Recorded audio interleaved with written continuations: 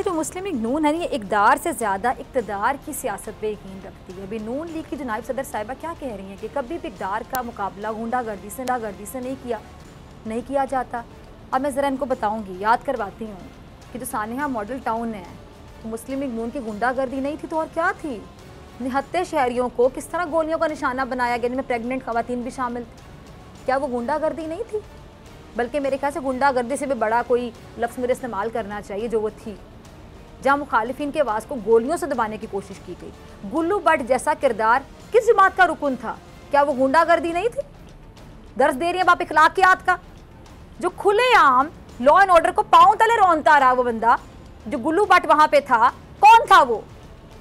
अच्छा, वो भी पुलिस की सरपरस्ती में, और उसको कोई पूछने वाला नहीं था। इखलाकियात का दर्ज दे रहा होगा शायद यकीनी तौर पे वो भी वहां पे, जिस तरह आप दे रही हैं। गुंडागर्दी तो नहीं थी वो। और उस वक्त किसकी हुकूमत थी? ये इखलाकियात का दर्ज देने वालों की हुकूमत थी। अवाम को ना बीबी सब याद है, आपको भूल गया होगा, आपकी शॉर्ट टर्म मेमोरी होगी। वो जो आमिर खान की एक मूवी थी ना गजनी, वो वाली मेमोरी आप लोगों की है, अवाम की नहीं है। जो जुल्म होता है ना, जिसके साथ होता है उससे जाके पूछें, उसको हमेशा याद रहता है।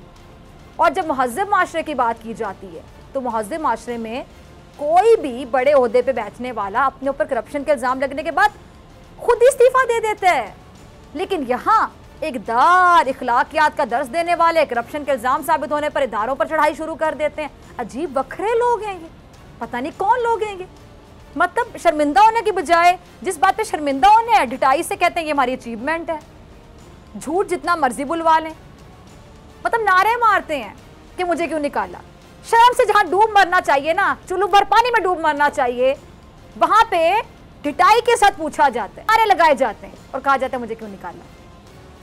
इक़्तिदार की बात अगर की जाए तो फिर वो इंसान जिस पे करप्शन के मुकदमात हों इखलाकी तौर पर, तो उसको मुकदमात का सामना करना चाहिए। इतनी अगर वो इखलाकियात की बातें करने वाला हो, बहाने तो नहीं ना तराशने चाहिए इखलाकियात की बातें करने वालों को, इखलाकियात के दर्स देने वालों को। आला इक़्तिदार की बात करता मेरे ख्याल से वही अच्छा लगता है जो खुद भी उसकी मुकम्मल पासदारी करे। आप जो काम खुद नहीं करते उसका दर्स दूसरे को कैसे दे सकते हैं? दूसरे को आप वही मशवरा दे सकते हैं जो आप खुद भी करते हुए दिखाई दे रहे होते हैं। तभी मज़ा आता है, तभी बात अच्छी लगती है, चंगी लगती है, वरना नहीं अच्छी लगती। वरना लोग मजाक उड़ाते हैं, जैसे आपकी बातें सुन के लोग उड़ा रहे थे आपका। अब क्या कहती हैं मजीद ये नायब सदर साहिबा नून लीग की कि इनकी जमात इक़्तिदार की अमीन है। ये सुन के कैसा लग रहा है नाज़रीन आपको कि इनकी जमात इक़्तिदार की अमीन है? अच्छा, इनके जो इक़्तिदार है ना, इनकी जमात के इक़्तिदार वैसे बखरे लोग हैं, हर चीज़ में बखरे हैं, तो इनके इक़्तिदार भी बखरे हैं। आप देखना चाहेंगे कि कैसे इक़्तिदार हैं इनकी जमात के? राना सनाउल्लाह साहब का क्लिप होगा, ज़रा चलाइएगा। अब देखा आपने कि एंकर ने सवाल किया तो राना साहब ज़ातियात पर उतर आए। अब इनके साथ ये जो मसला है ना, ये नया नहीं है बल्कि बहुत पुराना है। राना साहब बहुत से शोज़ में आपे से बाहर हुए हैं, आपको पता है।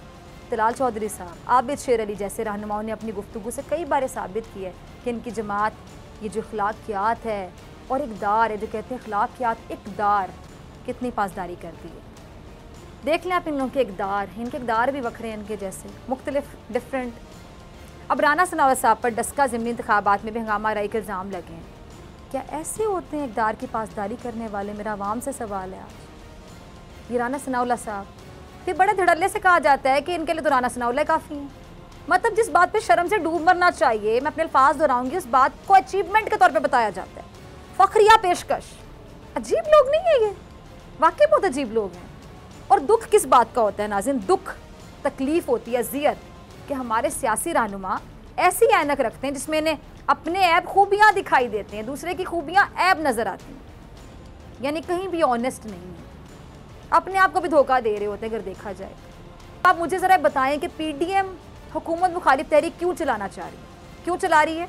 क्योंकि जी अपोजिशन कहती है कि ये हुकूमत धांधली की पैदावार है, हम इस हुकूमत को नहीं मानते चूँकि धांधली की पैदावार है। अब ज़रा सोचिएगा, एक सवाल पूछने लगी हूँ, दिल पे हाथ रखिए सब और बताइए कि अपोजिशन कहती है कि हम तहरीक इसलिए चला रहे हैं कि जी हुकूमत धांधली की पैदावार है, हम धांधली की पैदावार हुकूमत को नहीं मानते। चले ना माने आप, लेकिन अब आपने खुद सेनेट इलेक्शन में क्या किया? अपोजिशन अपने उम्मीदवार को कैसे जितवाया, अपोजिशन ने कैसे मुंतखब करवाया? यही हमारी सियासत का अलमी है। लेकिन चूंकि जब आप धांधली करें, जब आप कुछ भी करें तो फिर वो हलाल हो जाएगा।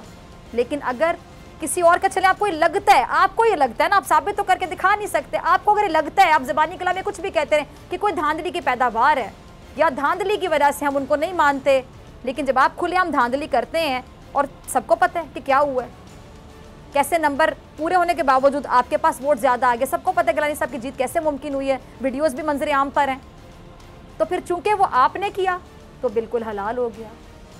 ये हैं आप लोगों के डबल स्टैंडर्ड्स, डुअल स्टैंडर्ड्स, दोहरे मयार। अब मेरे ख्याल से ऐसे नहीं चल सकता, क्योंकि अवाम सब कुछ जान चुके हैं, अब इनका मंजन मजीद नहीं दिखने वाला। सब्सक्राइब करें और बेल दबाएं ताकि कोई खबर रह न जाए।